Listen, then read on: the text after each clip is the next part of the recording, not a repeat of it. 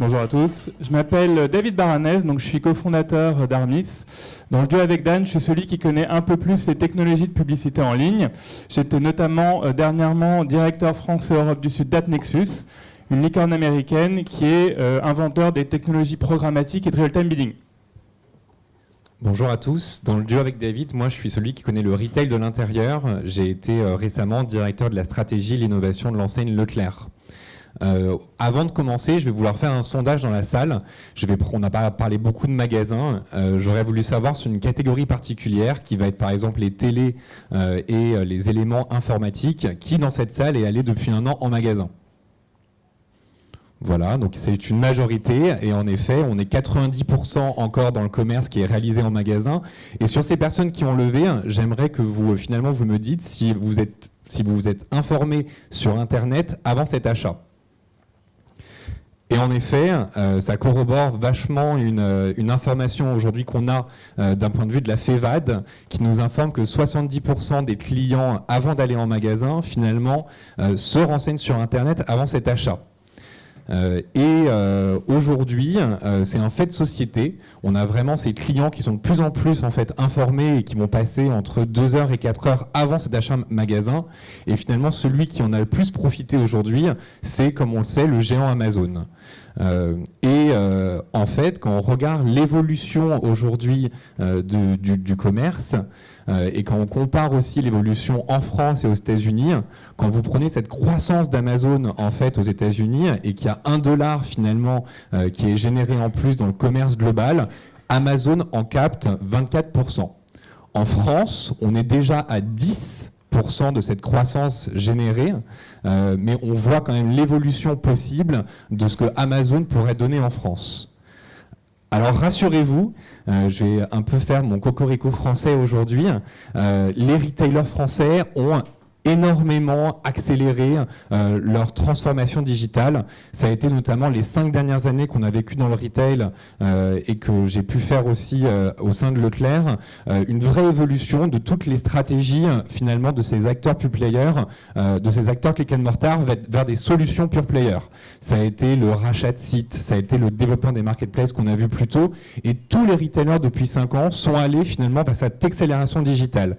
Si bien qu'aujourd'hui Amazon, en fait, quand on regarde finalement leur pénétration du marché en Europe, la France reste le pays le moins pénétré. C'est 0,7% en fait du marché en France. En Allemagne, c'est 4%. Au UK, c'est 8%. Donc on a vraiment cette réaction extrêmement forte des retailers français face à Amazon. Cependant, dans les 5 prochaines années, qu'est-ce qui va se passer ? On en entend beaucoup parler avec des choses assez intéressantes par rapport à Amazon Go et des tacles bien faits de Monoprix. Ce qu'on a vu aussi par rapport à Amazon, c'est qu'ils avaient bidé sur la reprise de la chaîne American Apparel que vous connaissez. Et donc on voit vraiment cette prochaine évolution vers le magasin. Le concurrent préféré d'Amazon, c'est Alibaba, comme vous le savez. Lui, pour le coup, a racheté la chaîne de centres commerciaux InTime. C'est 50 centres commerciaux en Chine. Et donc, vous voyez déjà les ponts se construire, finalement, de ces géants pure players qui vont finalement vers les acteurs physiques. Et donc aujourd'hui, on est face à un retail, et vous l'avez tous évoqué aussi les acteurs vraiment de la téléphonie, où le socle finalement commence à être finalement cette boutique physique. Donc on est allé depuis 5 ans dans les directions pure player, mais récemment c'est le magasin qui est au centre. Et donc les solutions cross-canal se développent et finalement prennent de plus en plus la parole, donnent de plus en plus la parole au magasin. Alors, la boutique physique, je vais prendre la petite zapette. Merci. La boutique physique, elle devient centrale dans le commerce. Elle redevient centrale dans le commerce de demain. Ce qui est fou, c'est qu'aujourd'hui, elle ne prend pas la parole sur Internet. Quand je regarde la jeune fille là sur l'image, elle cherche une petite robe pour ce soir, pour son dîner de ce soir. L'un de ses réflexes, ça va être d'aller sur son smartphone, probablement d'aller sur Google pour taper robe beige. Et en fait, là, elle va avoir tous les e-commerçants qui vont lui parler, dont Amazon. C'est quand même dingue que la boutique derrière elle, qui a sa petite robe beige sympathique, ne lui parle pas à ce moment-là. En fait, la boutique physique, elle parle beaucoup aux consommateurs, mais elle lui parle uniquement sur des médias traditionnels. Donc c'est le panneau, l'affichage urbain, c'est la presse quotidienne régionale, plus plutôt sur le format papier. Et c'est bien sûr massivement le prospectus papier. Et il y a un média qu'elle a oublié, la boutique physique, c'est le média Internet. Et en fait, c'est ce que Armis lui permet de faire aujourd'hui. Donc Armis a développé une innovation qu'on a appelée la technologie de publicité multilocale et qui permet à tous les magasins d'une enseigne de prendre la parole sur Internet via la publicité en ligne. Donc concrètement, des publicités vont apparaître dans la zone de chalandise des magasins, donc géolocalisées dans la zone de chalandise des magasins, sur Google, Facebook, en bannière publicitaire, sur tous les devices, mobile, desktop, PC, tablette, pardon. Et donc en fait, l'innovation technique qu'on a introduite, c'est de pouvoir optimiser cette publicité au local. Donc on arrive plutôt bien à se représenter comment on peut acheter de la publicité pour un magasin donné. La véritable difficulté technique, c'est de pouvoir le faire autour de chaque magasin, indépendamment les uns des autres. Et en fait, on a besoin d'optimiser la publicité au local dans la zone de chalandise du magasin. Vous imaginez bien que pour, alors là je vais rentrer dans les clichés, vous imaginez bien que pour le Leclerc de Levallois à Sceaux-Ouest, les gens ne sont pas du tout les mêmes que le Leclerc de Vitry-sur-Seine.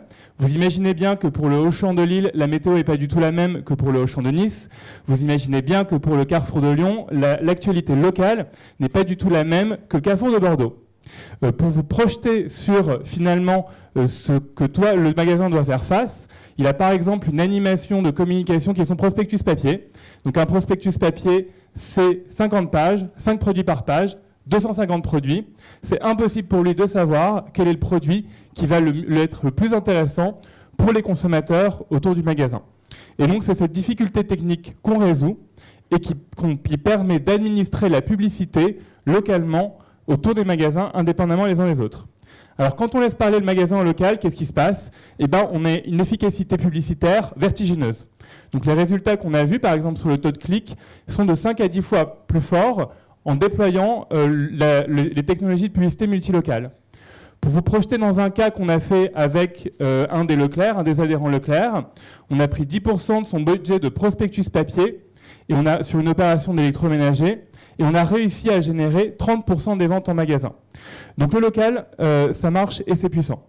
Alors, faire que la boutique parle sur Internet via la publicité en ligne, encore une fois, c'est facile à dire, c'est facile à comprendre. Par contre, c'est techniquement compliqué à faire et c'était même techniquement impossible il y a encore quelques années. En fait, on s'appuie sur 3 révolutions techniques qui sont apparues les quelques dernières années, qui sont la géolocalisation, qui permet de cibler le consommateur dans la zone de chalandise du magasin, qui est une industrie en complète mutation et transformation, qui est encore perfectible mais qui marche. La deuxième révolution technique sur laquelle on s'appuie, c'est celle d'où je viens, c'est le programmatique, qui permet d'automatiser les achats médias et d'acheter de la publicité partout sur Internet.